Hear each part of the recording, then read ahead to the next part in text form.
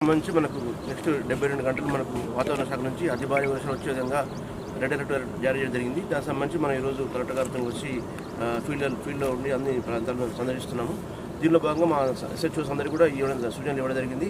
అందరూ కూడా పోలీస్ స్టేషన్లో అవైలబుల్ ఉండాలి, సిఐఎస్ సర్కిల్ ఆఫీసర్లో అందరూ ఎక్కడ వరకు అక్కడ ఉండాలి అని చెప్పాము. దాంతోపాటు వాళ్ళకు సెలవులు కూడా రద్దు చేయడం జరిగింది.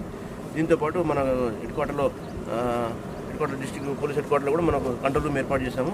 ఆ కంట్రోల్ రూమ్ కూడా మన కలెక్టర్ గారి కంట్రోల్ రూమ్, దాంతోపాటు స్టేట్ కంట్రోల్ రూమ్తో టచ్లో ఉండి ఎటువంటి అవాంఛనీయ పరిస్థితి వచ్చినా మన వాళ్ళు ఇమీడియట్గా పోయేటట్టు కూడా మనం అన్ని ఏర్పాటు చేయడం జరిగింది.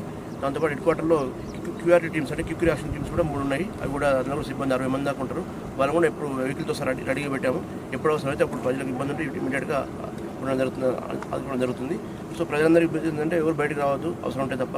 ఎక్కడన్నా లో లెవెల్ కానీ ఏమన్నా ప్రవాహాలు పొంగినా కూడా ఇమీడియట్గా మాకు డైల్ అన్నట్టు కానీ లేకపోతే కన్సర్న్ పోలీస్ స్టేషన్కి ఫోన్ చేస్తే ఇమీడియట్గా మనం కూడా రష్ అయిపోయి అక్కడ ఎటువంటి ఇబ్బంది కలుగుతుంది చూడడం జరుగుతుంది. ప్రస్తుతానికి 11 ప్లేసుల్లో మనకు లో లెవెల్ ఏరియాస్ మనం గుర్తించాము. అక్కడైతే ప్రమాదం జరిగే అవకాశం ఉందో అన్ని చోట్ల కూడా అక్కడ పికెట్లు ఏర్పాటు చేస్తున్నాము. దాంతోపాటు బ్యారికేడింగ్ చేస్తున్నాము. సో ప్రజలు కూడా అలాంటి ప్లేస్ ఉన్నప్పుడు గమనిస్తే మనకు సమాచారం ఇవ్వాలని కోరుతున్నాము.